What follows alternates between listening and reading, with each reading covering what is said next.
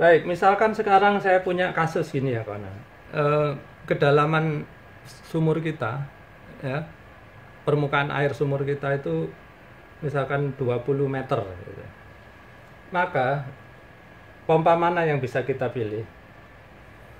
Nah, ini adalah tabel pompa jet pump ya. Nah, yang kita bisa pilih adalah antara dari sini sampai ke sini. Sebetulnya sampai kanan sini ya. Oke. Karena dia mampu menghisap kedalaman 30 sampai ke 50. Nah, selanjutnya apa yang perlu kita perhatikan? Kita perhatikan wattnya ya kan. Kita ini kan kalau punya pompa kan pengennya ngirit ya. Jadi jangan sampai kita itu boros pemakaian listrik. Maka kita akan cari yang powernya ya atau tenaga dayanya itu yang paling rendah. Kawan-kawan lihat di sini tuh ada tulisan power input. Itu artinya listrik yang dipakai gitu kawan. Jadi dari pilihan 1 2 3 4 5 6 pompa ini, yang listriknya paling rendah adalah hanya 2 ini. Ya. Nah, dari situ sudah kita ambil kesimpulan bahwa kita akan memilih salah satu dari 2 pompa ini ya kawan. Nah, selanjutnya kapan kita milih yang PC267 atau PC268? Nah, kalau kawan-kawan lihat di sini gambarnya, yang sebelah kiri ini dia tidak otomatis ya. Nah, sebelah kanan ini dia otomatis. Nah, akhirnya terserah kawan-kawan, kalau pengen pompanya otomatis maka pilih yang kanan, PC268 bit ini ya. Tapi kalau kawan-kawan ingin merangkai sendiri, nanti saya akan tunjukkan di mana sih dia dirangkai kalau nggak otomatis ini. Baik, sampai sini mudah-mudahan kawan-kawan sudah paham bagaimana cara memilih pompa. Nah, sekarang kita akan perlihatkan sedikit ya. Apa sih yang membedakan antara pompa jet pump ini sama pompa jenis lain? Misalkan jenis lain ini pompa semi jet ya, misalkan semi jet pump. Nah, kawan-kawan perhatikan. Sekarang kita coba perhatikan kalau wattnya sama ya. Kita cari yang wattnya sama. Baik, ini kira-kira yang sama itu di sini. Hampir sama sih tapi nggak sama betul. PC375 bit kita bandingkan sama jet 250 bit gitu ya. Ayo apa perbedaannya gitu ya. Wattnya yang ini 680 ya, yang jet 250 bit 680 sedangkan yang 375 bit ini wattnya 640. Kalau kawan-kawan perhatikan di sini itu seperti saya bilang ya. Ini kapasitas, lihat kapasitasnya dia itu paling tinggi hanya 25 liter per menit ya kan. Sedangkan kalau yang ini 250 bit kapasitasnya bisa sampai 50 liter per menit. Bayangkan ya. Jadi yang jet pump ini setengahnya saja gitu. Sehingga apa? Kalau kawan-kawan memiliki sumur yang tidak terlalu dalam, ya pasti saya akan anjurkan memakai semi jet pump. Tapi kalau sumurnya memang terlalu dalam sampai saya sebut tadi contohnya 25 ataupun 20 meter ya sumurnya, maka mau tidak mau kita harus memakai pompa jet pump. Karena apa? Yang semi jet pump ini hisapnya dia hanya maksimal 11 meter ya kan. Baik, dari situ mudah-mudahan jelas. Terus ada satu tip lagi dari saya kawan-kawan ya. Kalau kawan-kawan membaca tabel ini ya. Tabel ini ada 2 power ya kawan-kawan. Ada power output, ada power input. Kalau kawan-kawan mau beli pompa, itu nggak usah lihat atasnya ini, lihat aja bawahnya, yang power input. Ini artinya apa? Listrik yang kita pakai nanti itu pakai ini, ya. Kalau di sini tulisannya, anggap ya, yang paling sini, paling kiri ini ya, PC165 ini. Power outputnya 150, power inputnya 330. Artinya apa?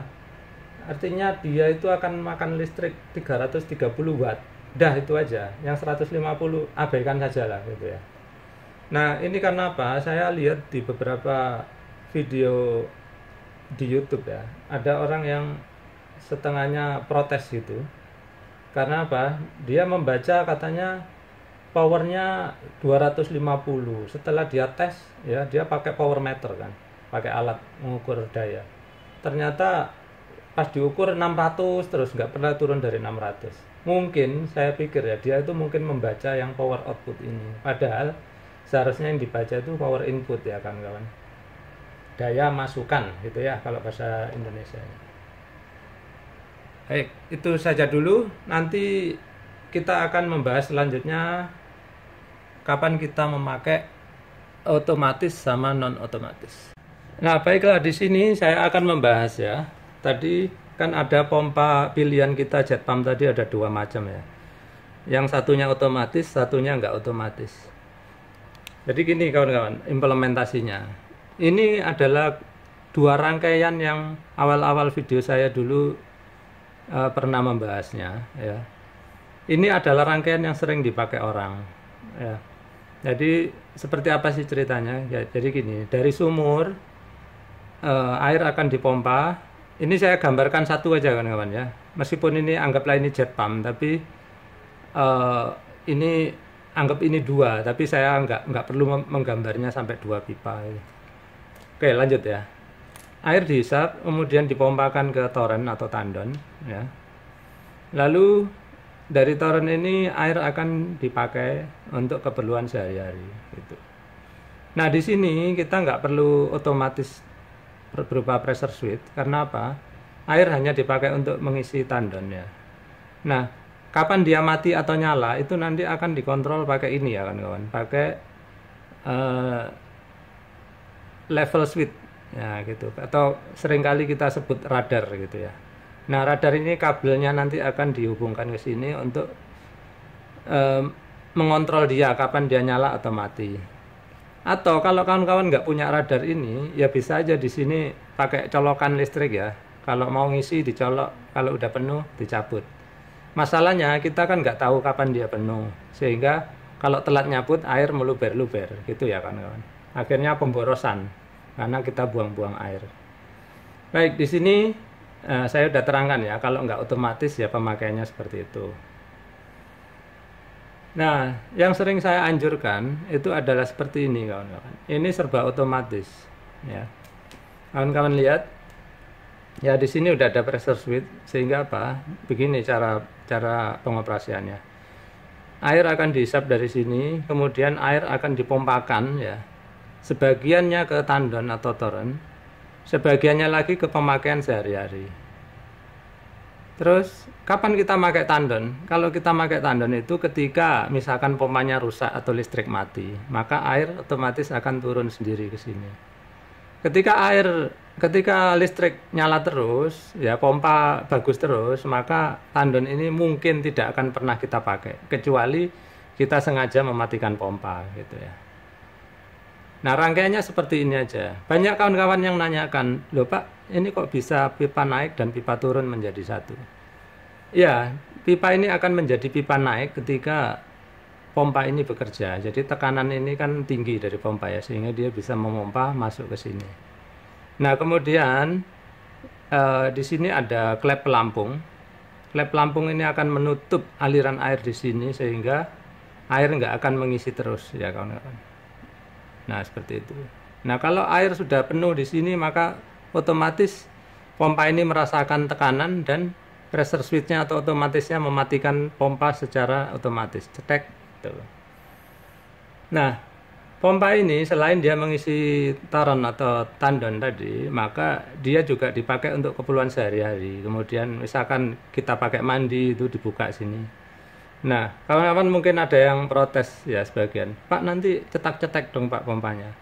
Nah, itu kawan-kawan saya anjurkan ya kawan-kawan untuk memasang tabung sebesar mungkin di sini, sehingga cetak-cetaknya nggak terlalu sering.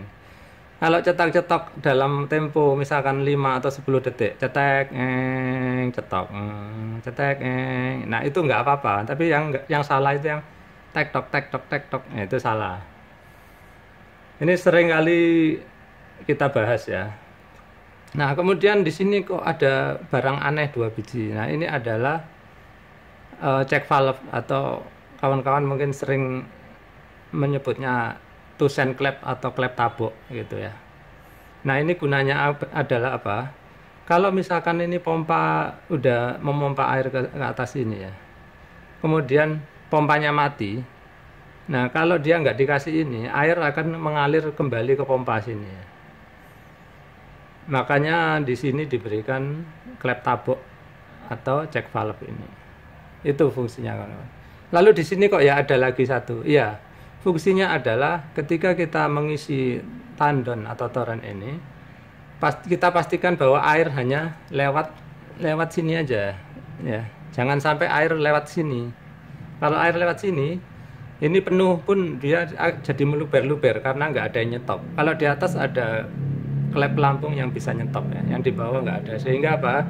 Di sini akan kita stop pakai klep tabok, sehingga air nggak bisa mengalir ke arah sana. Hanya bisa ketika pompa mati, dia bisa mengalir ke bawah untuk kita pakai sehari-hari.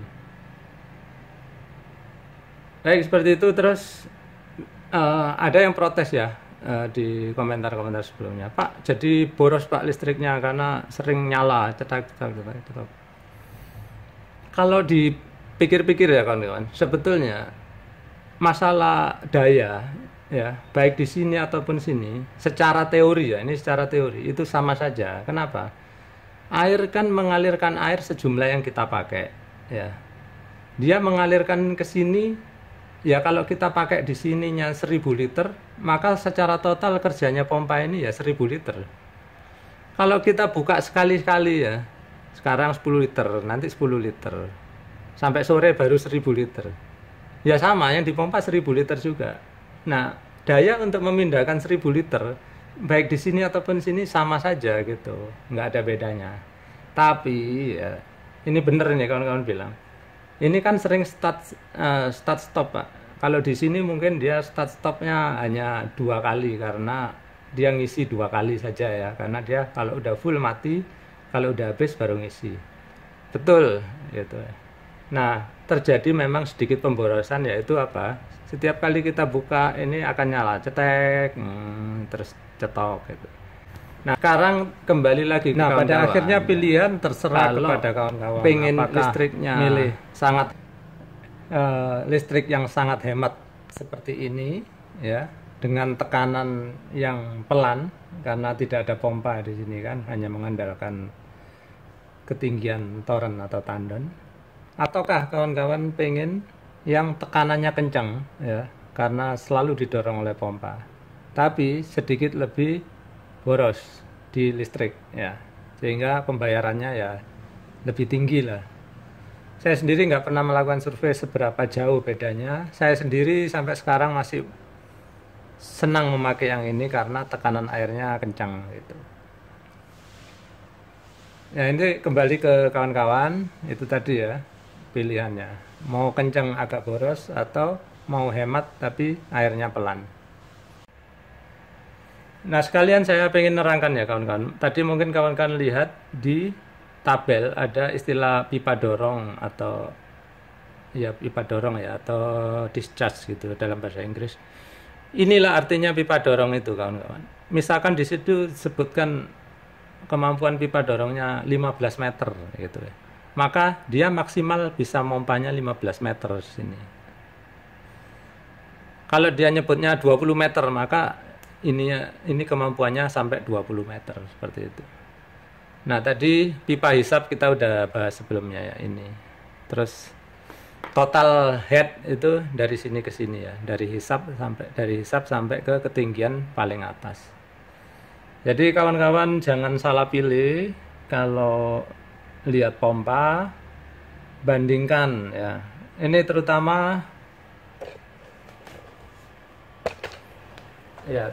kawan-kawan yang di pertanian ya, yang punya sawah, yang lahannya miring meninggi kayak gitu, ngambil airnya dari bawah. Sebelum beli pompa, biar kita nggak salah beli, perhatikan berapa head ya, atau pipa dorongnya itu berapa meter gitu. Kalau di pompanya hanya disebutkan misalkan 10 meter ya. Jangan kawan-kawan pakai yang di ketinggian 20 meter, nggak akan nyampe gitu.